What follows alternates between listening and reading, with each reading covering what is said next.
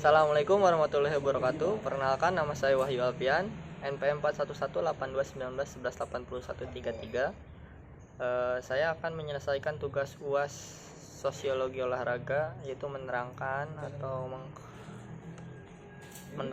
tentang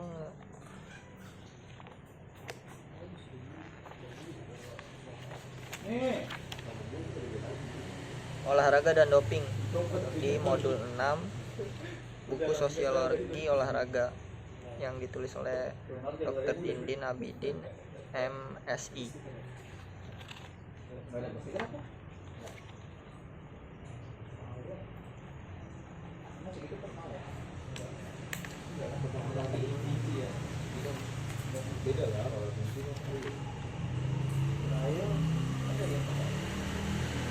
Penggunaan doping dan olahraga.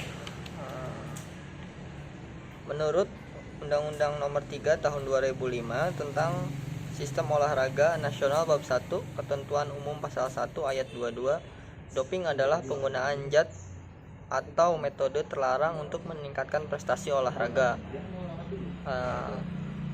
Menurut International Congress of Sport Sciences, Olimpiade Tokyo 1964, doping adalah pemberian atau penggunaan oleh peserta olahraga berupa bahan yang asing bagi organisme melalui jalan apa saja atau bahan fisiologis dalam jumlah yang abnormal atau diberikan melalui jalan yang abnormal dengan tujuan meningkatkan prestasi.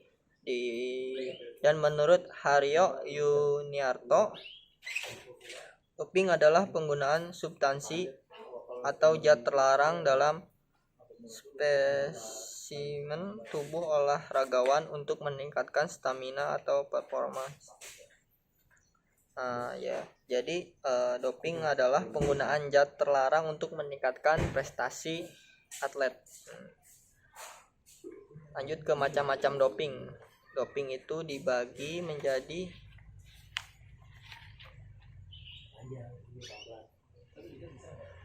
tiga kelompok besar, yaitu kelompok zat dilarang, itu golongan stimulan atau perangsang, golongan narkotika analgesik, golongan anabolik steroid, golongan beta blocker, golongan diuretika, golongan peptide hormones dan analognya. Dan yang kedua adalah metode yang dilarang, yaitu meliputi doping darah atau infus, memakai administrasi, cara memasukkan oksigen atau infus ke dalam tubuh, cara farmakologi, cara kimia, cara fisika, manipulasi farmakologi, kimia, dan fisika. Yang ketiga adalah kelompok zat yang dilarang dan dalam batasan tertentu dibolehkan, yakni alkohol, marijuana, lokal, anestetik, penghilang rasa sakit, steroid atau pembangun jaringan, dan beta blocker, penenang.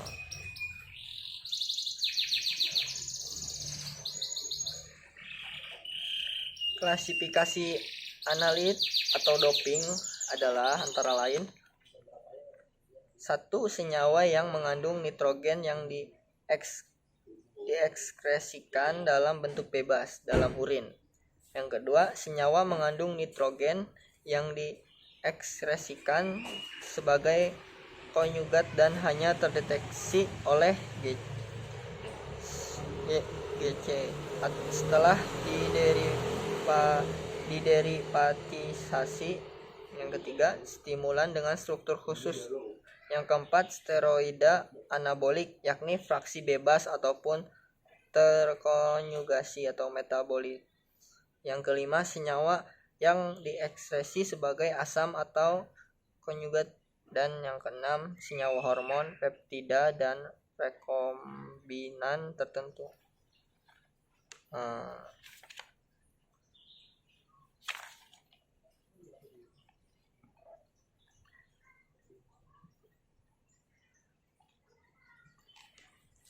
Lalu ada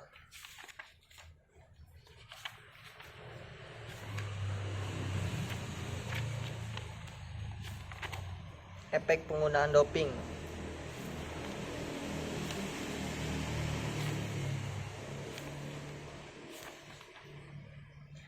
Alasan olahragawan menggunakan obat antara lain untuk mengobati, mengendalikan, menenangkan, dan meningkatkan. Alasan pelarangan doping bagi olahraga terdiri dari 1. Alasan etis. Penggunaan doping melanggar norma fair play dan sportivitas yang merupakan jiwa olahraga, bertentangan dengan semangat olahraga yang bersifat universal. Dan yang kedua, alasan medis membahayakan keselamatan pemakaiannya. Atlet akan mengalami kebiasaan, kecanduan, dan ketergantungan. Alasan mengapa para olahragawan memakai doping antara lain yaitu ada 8 alasan. Yang pertama, aspek sosial. Yang kedua, kepribadian. Yang ketiga, lingkungan sosial individu yang terdiri dari atas nilai sosial, lingkungan masyarakat, lingkungan pemain. Yang keempat, kurangnya informasi tentang bahaya penggunaan doping bagi diri sendiri maupun orang lain. Yang kelima, ada ketatnya persaingan. Yang keenam, komersialisasi. Yang ketujuh, propaganda. Dan yang kedelapan, frustasi.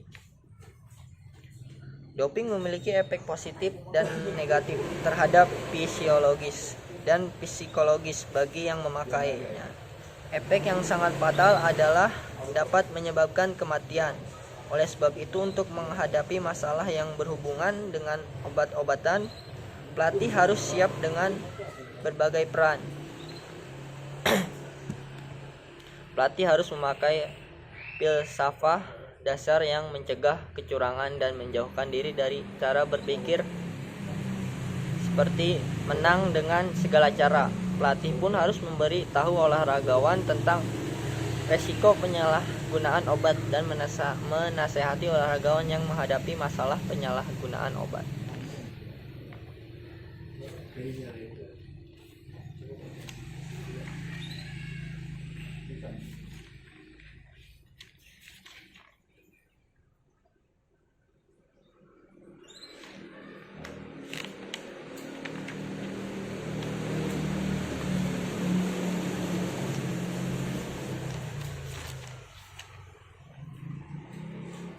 Mungkin hanya segitu yang bisa saya sampaikan, kurang lebihnya mohon maaf. Wabillahi taufiq wal hidayah. Wassalamualaikum warahmatullahi wabarakatuh.